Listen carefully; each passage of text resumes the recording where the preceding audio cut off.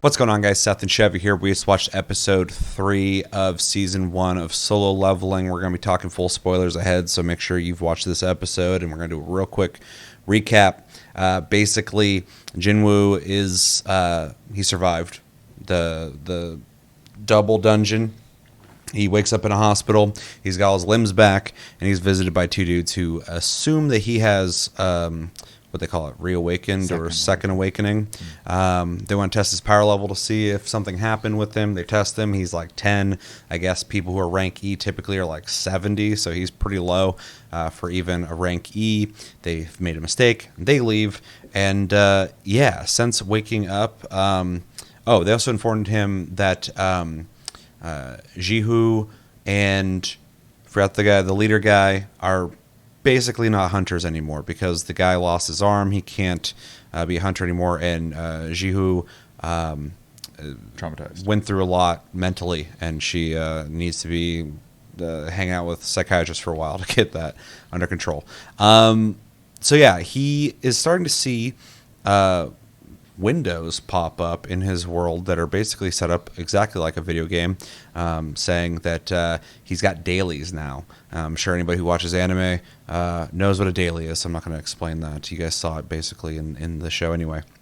His sister comes and visits him and bitches him out about, if he keeps doing this, she's going to have to quit school, get a job to support them. And this is the moment we realize that he's the only one who's seeing these windows popping up. She's not seeing them at all.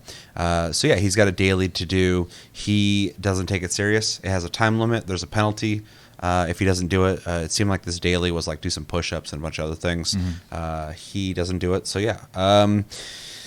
there's something happened with some other characters, but I don't think it's really too relevant to what happened in this episode. So basically, he wakes up later, and he hasn't completed his daily. He is penalized by getting thrown into a scenario where he has to survive for 4 hours while being chased by centipedes, basically, big monsters. While he's doing this, we see that nurses are trying to find him because he's not in this world anymore. He's in that instance, basically. So while he's running around getting chased after, nurses can't find him anywhere. He runs for 4 hours, apparently, and when he finishes that, he completes the penalty quest, and he's thrown back into his world, and the nurses find him, checking if he's okay. After that, he kind of takes the dailies a little more serious. He starts doing them. He's out running every day, completing his dailies. He's being rewarded with basically XP and skill points, where he's allocating them into his own skills. And a mystery gift. And a mystery gift, which he said wasn't like too great of stuff, like bandages and stuff like that. But he gets a key from one of his daily rewards. He also said, he starts putting points into strength because he has a flashback of how he was weak, and he's trying to basically supplement for that. So he's putting points into strength. He's at like 32 or something like that last time we saw. And also worth noting, anytime he completes his dailies, it basically rests him, and it gets rid of all his ailments, so he feels better right after completing them. After a while, he gets a invitation to a solo instance, basically a solo dungeon, and he accepts that. He takes the key that he had, and he goes to the subway where he's able to unlock a solo dungeon. He walks in after it's unlocked, and he realizes he can't leave. He also notices people walking by him in the real world, so he realizes he's not in the same dimension as them. He goes down to the dungeon. He runs into 3 goblins to basically test his mettle because he's been leveling. I'm hoping the leveling system is more akin to a FromSoft game and not a normal game, because he's going up those levels real quick in the skill points, and in a Dark Souls game, it would take a while to see any big changes. And in other games, like if you jump from like level 4 to level 32 in something, you're going to see a huge difference. So, pretty big difference, though. He fights 3 goblins. He's able to kill all of them. He stabs one through the heart, one through the head, which is gnarly, and then he slices through another one. After fighting them, he is met with a metal-jawed wolf that jumps in and breaks his dagger. And now he has to fight that. Also, fun little note, it's cool how when he's in the dungeon, they have like their names displayed. I was hoping there'd be like a health bar or something too, but that might be a little too transparent. But I thought it was kind of fun. And yeah, now he has to fight this thing without a dagger, and that's where the episode ends. So our dude is not second awakened apparently, but Unless this is the second awakening for him. But he is. I'm sure when he puts his hand on that thing again, he will be a higher level because he is increasing his stats, which is kind of fun. Yeah, thoughts? Well, I'm glad to see that from last episode. Obviously the speculation basically was all confirmed. Yeah. It did seem like from the first episode, I'm like, this guy's got a solo level. Yeah. Here he goes. It is interesting how much. Hopefully they don't do it constantly because I'll get sick of looking at UI all the time. But showing the menus and stuff like what he's seeing, and it's good for now because obviously we need to know what's going on. Yeah. I also think it's interesting that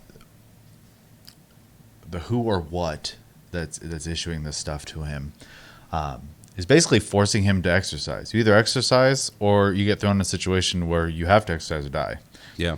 Yeah, forced him. Yeah. Forced him to do it. So inspired me to maybe start getting on my treadmill or something. I was like, I need to start solo leveling. Yeah. And then, it also pretty easy character sheet, I'd say. 4 stats. A lot easier decision than some games. Some games give you 6. So Was it just 4 stats? Yeah. I thought it was more than that. I thought I only saw 4. I thought it was strength, dex, agility, and something else. So. If you're, well, I think this is made in Japan, right? This anime? The anime is. Yeah, whatever information they're conveying in Japanese must be really easy to read real quick because every time they pop up menus in this, they're Quick. gone instantly. Yeah. So half the time I'm like, what the fuck did that say?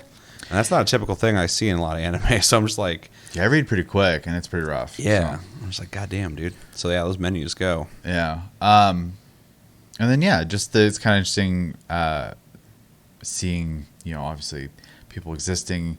This is one of the big takeaways I took was like these things are happening all the time, these gates, and you see people just living their lives and acting like inconvenienced by these gates, even though they're taking for granted that someone else is taking care of it. And if they didn't, there'd just be monsters everywhere. Like, I don't know. It's weird. It's like because they're basically in this like new normal for them.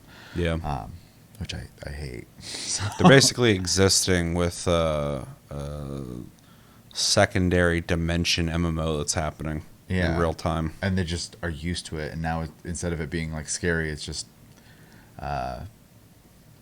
their life, which I think is goofy because obviously it's probably how people would be anyways. But Sure. as soon as they screw up, there's monsters on loose. So anyways, and then seeing how he is now able to change, which is not something people can do. So be curious to see what that evolution is going to look like and how they're going to handle it, obviously, because are we going to get a slow like build up of his strength, or are we going to do like a time skip sort of deal here?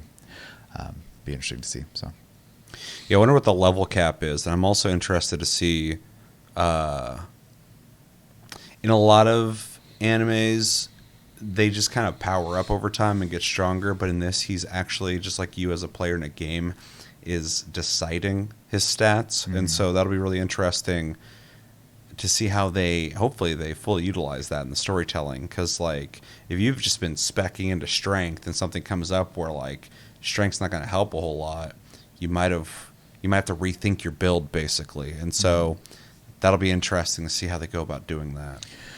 Yeah, the one thing I will say that I appreciate about their power scaling compared to a lot of shows that have like similar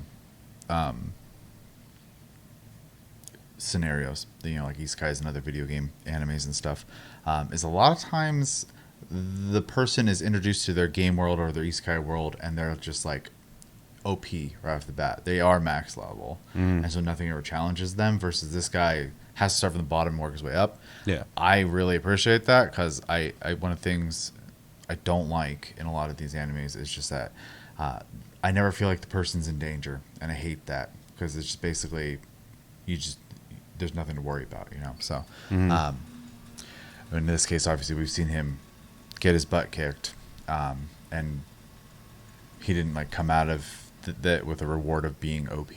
Like he's going to become OP, I'm sure, but Yeah. at least there'll be a progression towards that, and not just like day one, here we go. I can't be hurt. So Well, with the name of the show being Solo Leveling, I hope there's an emphasis on the leveling aspect. yeah, for sure. Which it's showing so far. I don't want it to just jump to like, okay, well, you know, he was leveling, but now we're just going to jump to he is just an A or an S now. Yeah, now he's God. Yeah, So. because that would just turn into a typical anime where he's just a powerful dude having to fight powerful enemies. But the climbing the ladder aspect of leveling, I think, will be an interesting story mechanic that I am enjoying. Yeah. I mean, we're both very avid gamers, so it resonates, at least for me, to watch somebody just leveling in a game. But you know, in an anime story arc, it's kind of a cool idea. So Especially with the shtick of like mandatory dailies, like he can't skip them. yeah, his life's in danger if he doesn't do it. Yeah. So yeah, it's not like he's doing it of his own volition, although he's going to have to start doing that now because he knows the stakes. But yeah, it's a cool contrast, I guess. But yeah, overall, I'm enjoying the route it's going, though a little predictable in ways. Yeah. That's not killing it for me. Yeah, it's fun. but it's fun for sure. Yeah. Yeah, I'm going to be really curious to see what the story arc is going to be. Because so far we have not a second awakening, but just an awakening storyline. We have a character who's finding their power. But what is that going to be used towards? We can, you know, keep going on these raids and see what happens, but there's going to have to be some kind of overarching story that's going to have to take place, or some kind of villain, or some kind of thing that is going to have to happen here, I assume. Because I don't think this is one of those animes where it's just about, you know, everyday life. Well, and then also the question of like, why does he see a UI and like what's responsible for that? Exactly. So I'll be curious to see when that ball starts rolling, but I'm not in a hurry because I am kind of enjoying the unraveling of what's happening to him as a character. But yeah, the episode was cool. It was kind of nice after the last episode where it's just like, you know, a bunch of people getting murdered, that he's gotten over that pretty easily. It's like those people never existed to him, but they're just NPCs, so who cares? But it is kind of cool to see him, you know, exploring the game and how the rewards work and stuff like that. I'm curious if there will be like actual loot in rewards later, if he's going to get like gear or something like that. That'd be kind of interesting. But yeah, I'm enjoying that. And the episode was kind of chill outside of the end. I was actually pleasantly surprised by the fight scene with him and the goblins. It's not Demon Slayer level, but it was animated really well. I thought a lot of the attack animations and the scene where he was fighting them all coming at him from different directions in the hallway was done in a way that was fun to watch. I also think it's...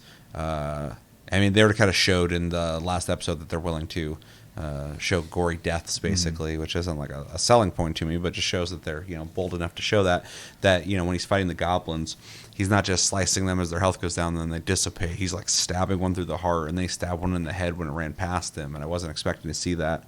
We're also not really getting like freeze frames, like it is like animated. Yeah, which is nice. So yeah, so you know, in an anime that's going to have fight scenes, I'm glad to see so far that even this basic level fighting looks good. It's fighting. If things get crazier, I expect the animation to be at least good. So I think we got a little taste of that anyways with the chick who got the purse back, right?